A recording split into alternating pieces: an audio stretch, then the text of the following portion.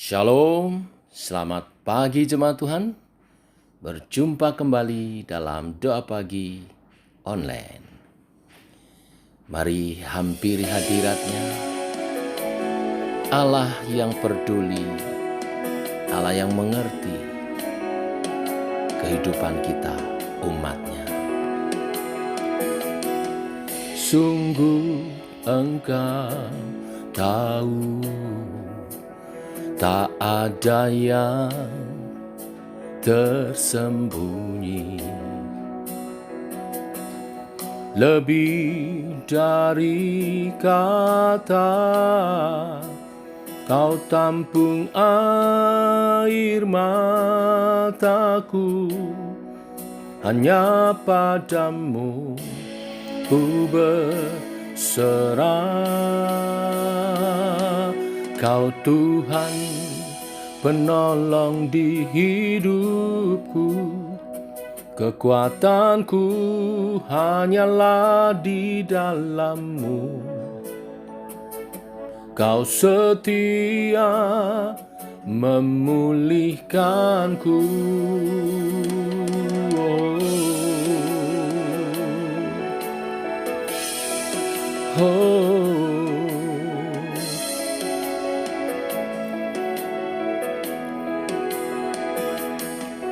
Sungguh Engkau tahu, tak ada yang tersembunyi,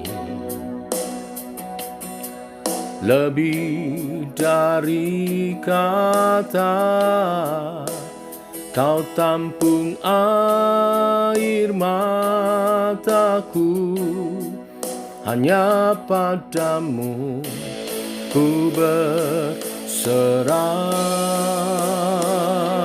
Kau Tuhan penolong di hidupku, kekuatanku hanyalah di dalam-Mu. Kau setia memulihkanku, hidupku memuliakan nama-Mu.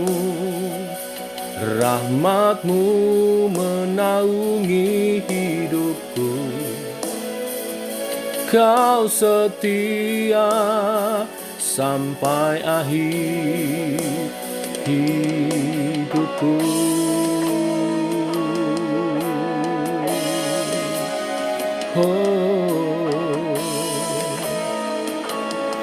Haleluya, Kau setia sampai akhir hidupku.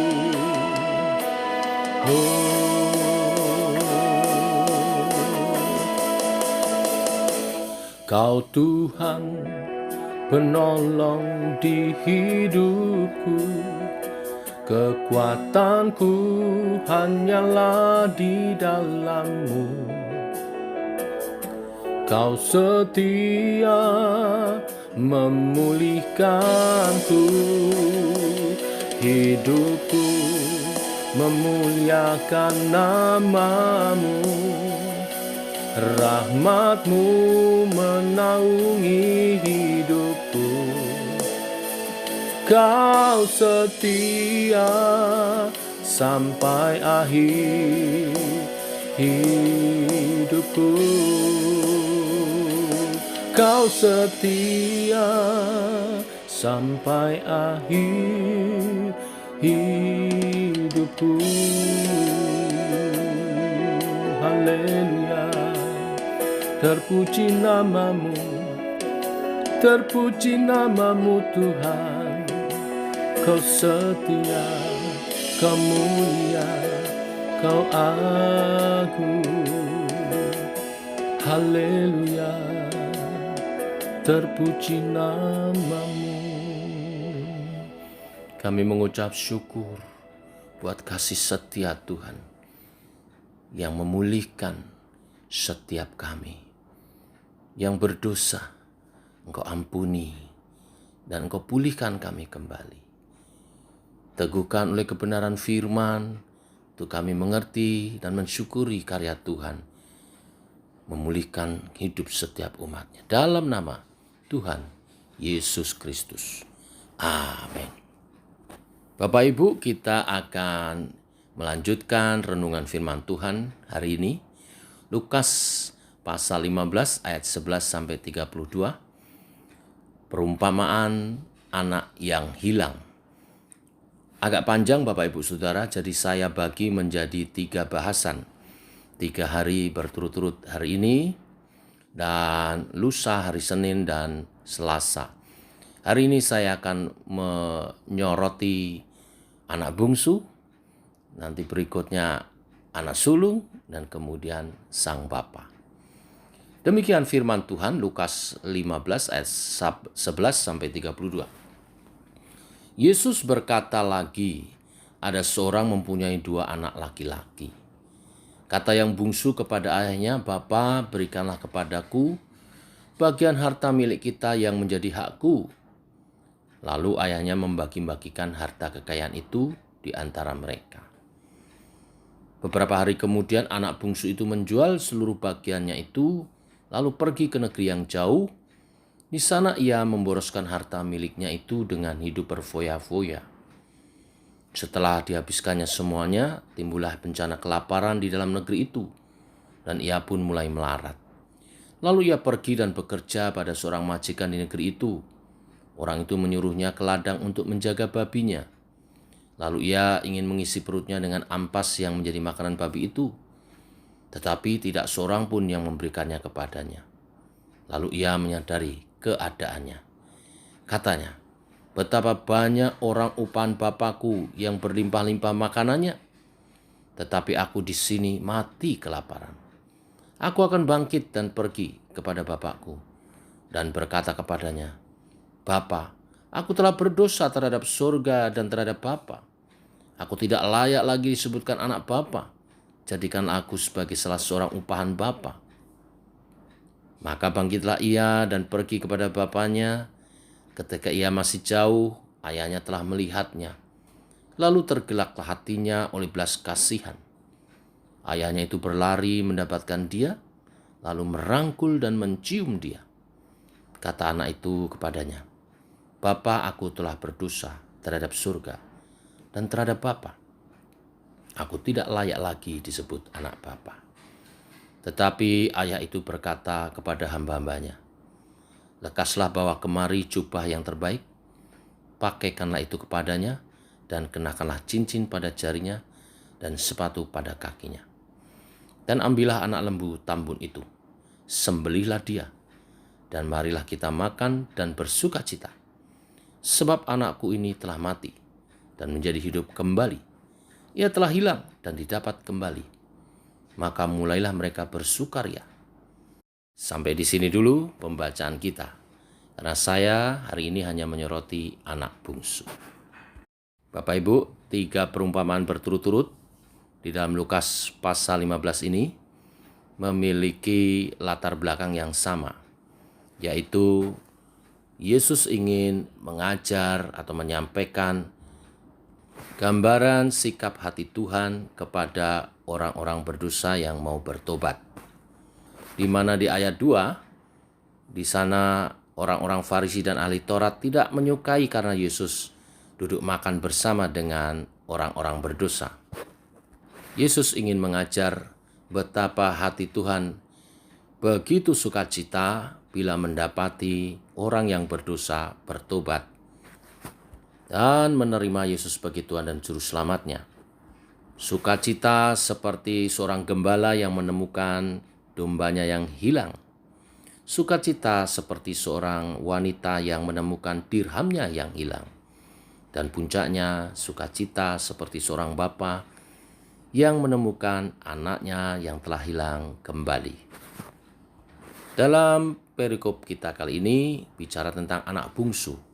Anak bungsu di sini menggambarkan orang-orang berdosa. Dosa apa yang dibuat anak bungsu ini? Ia meminta harta warisan selagi ayahnya masih hidup. Tentu ini kurang menghormati orang tuanya, walaupun bapaknya tetap memberikannya. Yang kedua, setelah ayahnya menuruti permintaannya, anak bungsu ini menjual segala harta warisannya dan dia pergi meninggalkan ayahnya. Ia ingin bebas dari segala kewajibannya sebagai seorang anak. Ia tidak ingin dekat dengan ayahnya. Dia hidup berfoya-foya memboroskan harta warisannya.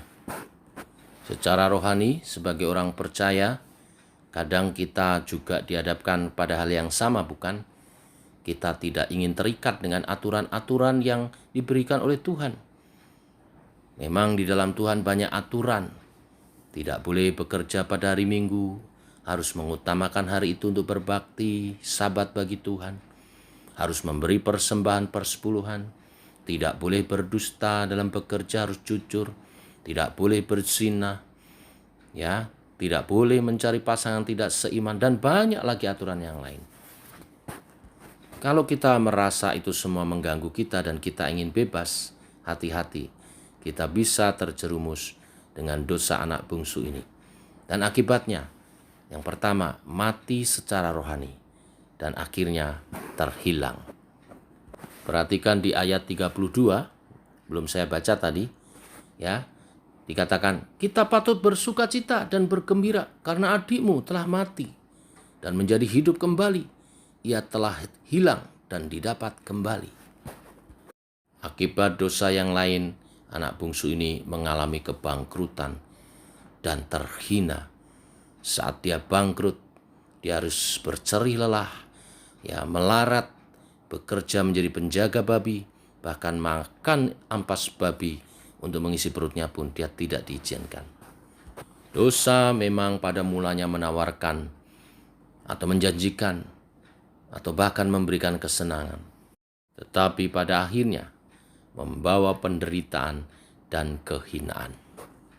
Kita sering melihat contoh dosa yang semacam ini. Orang yang mencuri kelihatannya senang karena dapat uang hasil pencuriannya, tapi kemudian masuk penjara.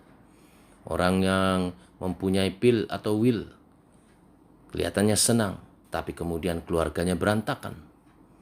Orang yang menimbun harta, tetapi hatinya tidak damai. Orang yang menggunakan ekstasi, obat-obat terlarang, akhirnya kecanduan dan mati overdosis, dan seterusnya. Masih banyak lagi dosa-dosa kalau mau dijabarkan. Dosa pada mulanya sepertinya menjanjikan, menawarkan kesenangan, tetapi kemudian justru membawa penderitaan dan kehinaan. Tetapi dari kisah anak bungsu ini kita mendapat contoh yang baik menghadapi dosa, yaitu bertobat. Sebuah pertobatan diawali dengan kesadaran.